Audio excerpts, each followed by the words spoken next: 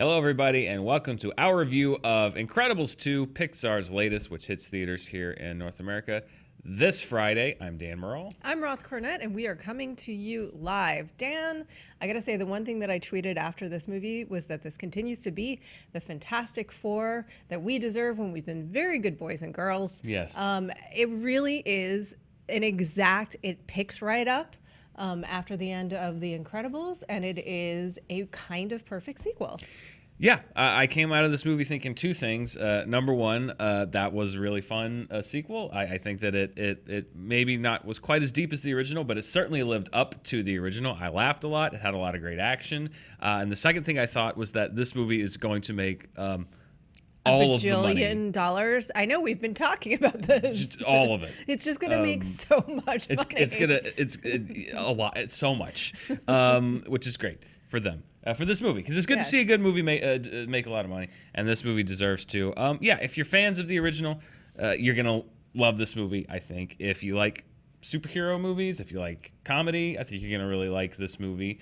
And if you don't like any of those things for some reason, then I guess not. But this is a great kind of 4-quadrant movie. The way I kind of defined it was like it's a really good action comedy that also happens to be animated. Yeah, it is. And it's funny, when I say that it's a perfect sequel, I don't mean that it's a perfect movie, right? And I don't necessarily even mean that this is the greatest movie that we'll see this year. But it is a very, very, it is in line with what The Incredibles did. I rewatched it the night before.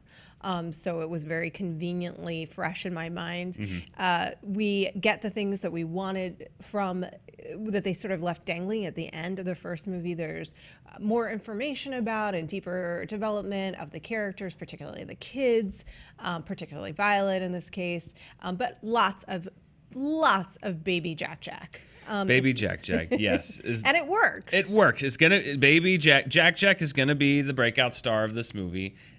Is it a cheap gimmick to have a cute baby in your movie? Yes, it is. Did it work? It really did. It really did. Very effective. In this movie. Very effective. They know what they're doing. Yeah, Jack is definitely the steals the show.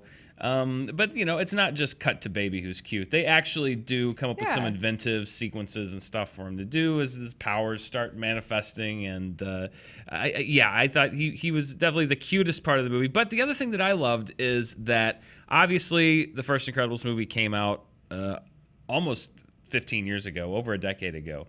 And animation has advanced and progressed so much since the first one was so groundbreaking with what it did. I remember watching the first one going like, they can do that with computer animation? It was insane. What I liked about this movie was that they embraced the amount of extra stuff they can do now. This is a beautiful movie. It looks great. Just the colors and everything else. The world is so much more...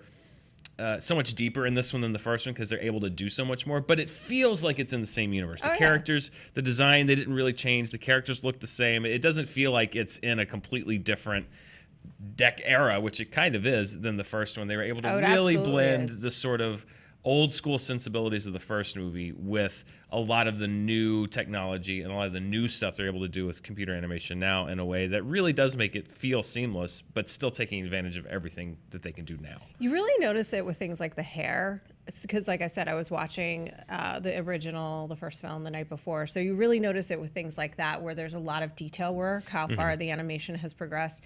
But in addition to that, the storytelling, the reason that Jack works is because a lot of things that times people complain about with superhero movies, that the action sequences are not utilizing the powers effectively, but they do here. Yeah. All of the sequences that utilize the powers do so effectively. They play into what they are. They're very, very funny that way, but also the fight sequences utilize them really, really well.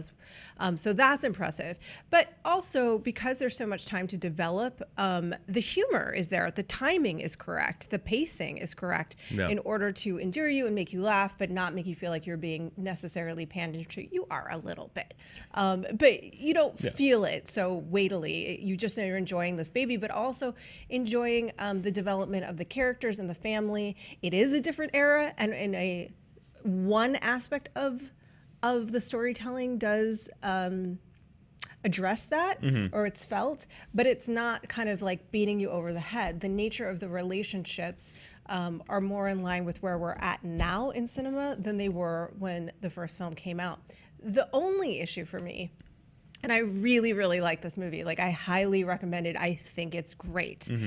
Hugely entertaining movie. The only issue at all, and nothing can be done about this, is that the tropes that The Incredibles was playing with that were so fresh at the time, and that it was making fun of in terms of the monologuing, it's not anymore. Because in terms of are superheroes legal or not, or how do we as a society feel about them, has just been addressed in 18 movie arc by Marvel. So that's not the movie's fault, and it's no detractor from the movie. It's just a fact. Sure. Yeah. If The Incredibles was kind of a commentary on superhero stories, this one just is one.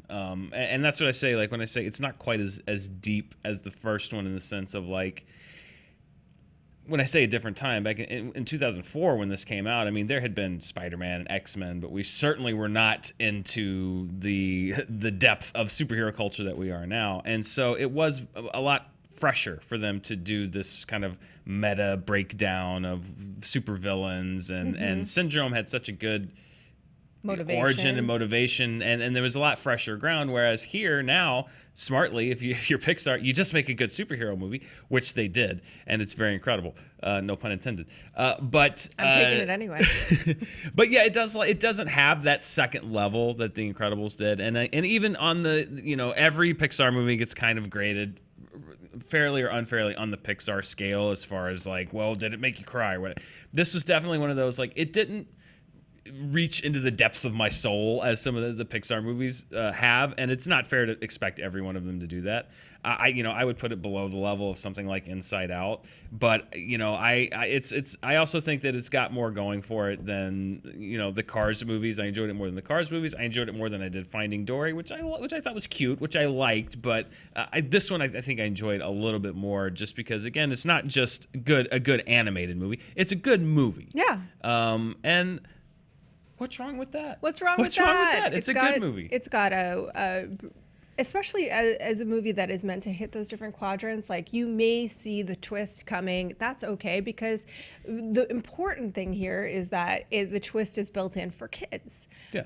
And the second thing is, it doesn't matter, because the movie doesn't rest on whether you see the twist coming or big reveals coming or not. Not at all. Yeah. It rests on smartly, and, like, every movie should, even that has an adult twist embedded, relies on character development, it relies on the relationships, and it relies on the type of storytelling, which is all hugely entertaining, engaging. You like these characters, you want to spend time with them. Highly recommend the movie. Yeah, definitely. It's just a good time at the theater. Recommendation for me: take the family, take the kids. One of those summer movies everyone can go to, which is why, again, take your inner child. Take your inner child. Take your actual children. Take your neighbor's kids if they give you permission. If you're babysitting, I don't know. I don't want to endorse any kind of grand larceny or felonies here. No. Maybe just leave your neighbor's kids where they are. I think all of the money is what we're getting. $1 bajillion. $1 bajillion. We made a bet about could The Incredibles make a play at the kind of money the two Marvel releases so far this year have made. I'm still not convinced that it can't. I don't think. We'll talk about that later. We'll talk about that later. That's a whole other show. It's going to make a ton of money. It's going to make so much money. But it deserves so, again. So, yeah, Incredibles 2. If you love the first one, you're going to love this one. If you like Pixar, you're going to like this one. If you like superheroes, you're going to like this one. You're going to like the movie. You're going to like the movie, we think. Roth. That's it. That's it, right? Yeah. It's early in the morning here for early. us. So, yeah, that's all we got on Incredibles 2. It comes out this Friday. What'd you think of it? Let us know in the comments below. And stay tuned here on Screen Junkies News. Not just this summer, not just this week. Today, we've got SJU coming up in a couple of hours. We've got charting coming up later today. And we've got, of course, going forward, all the reviews for the latest summer blockbusters hitting theaters. We're right in the middle of it, Roth. And some of those little movies that you may have missed and want to check out as well. We'll be talking about those too. Exactly. So thanks for joining us, and we will see you again in about an hour and a half.